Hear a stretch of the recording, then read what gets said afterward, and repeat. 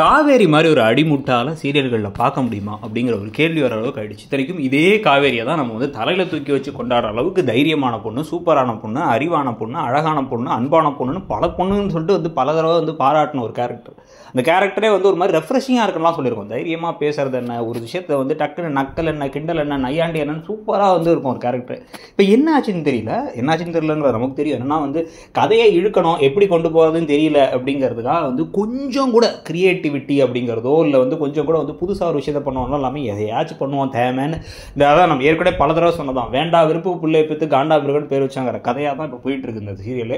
So இப்போ அதுக்கு என்ன பண்ணுறாங்க அப்படின்னு வந்து பார்த்தீங்க அப்படின்னா வந்து இன்னமும் ஃபோனை வந்து கையிலே எடுக்கலாமா, அதாவது ஃபோன் வருவான்னு வெயிட் பண்ணுற ஒருத்தங்க ஃபோனை கையிலே தானே வச்சிருப்பாங்க. ஃபோனை தரையில் விட்டு போனது மட்டும் இல்லாமல் ஃபுல் நைட் அவங்க அக்காவை கூப்பிட்டு அக்காவும் இவங்களும் ஒரு பெட்டில் வந்து மேலே படுத்துக்கிட்டு இதில் கீழே வந்து இதை வச்சிருவாங்க. இதில் இப்போ வந்து கங்கா இங்கே வந்து படுத்துக்கிட்டாங்க அப்படின்னா என்ன விஷயம், கங்கா வந்து தெளிவாக சொல்லியிருக்கணும். குமரன் வந்து நேராக கிளம்பி ஹாஸ்பிட்டல் போயிருக்காரு. அப்போ குமரன் மாமாட்ட கேட்கலாம்ல, இவங்களுக்கு காலே வரணும், அவர் என்ன சொன்னார் எது சொன்னார் அதையும் கேட்கலாமா.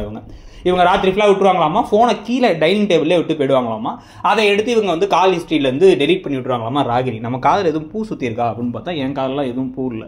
ஸோ பார்க்கறதுக்கு நமக்கு வந்து சி அப்படின்னு தான் இருக்குது இந்த கதை. இப்போ போகிறதும் இந்த கதையை இப்போ எடுத்து கொண்டு போயிட்டு இருக்க விதமும் எழுதும் விதமுமே வந்து பார்த்தீங்கன்னா. ஸோ இப்போ இதுக்கப்புறம் ராகினி ஓவராக பேச, இதில் வேற கங்கா கிட்ட வேற இவங்க வந்து அவர் பேசினாரு, நான் பேசினேன்னு பொய் சொன்னியா அப்படின்னு நக்கலாக பேசுறதுலாம் ஒரு பக்கம் நடந்துகிட்டு இருக்குது. இன்னொரு பக்கம் குமரன் வந்து எந்த தப்பும் விஜய் மேல இல்லை, அவர் வந்து ஒரு குழந்தைய மாதிரி தான் வெண்ணிலாவை பார்த்துக்கிறாரு. நிவினும் என் கூட இருந்தவங்க நாங்கள்லாம் வந்து ஒன்றா சகலைகள்லாம் ஒன்றாயிட்டோன்னு ஒரு பக்கம் சொல்லிக்கிட்டு இருக்காரு. ஆனால் அந்த விஷயத்தை யாரும் நான் காவேரி கிட்ட சொல்லலைங்கிறதோட எபிசோட் முடியுது.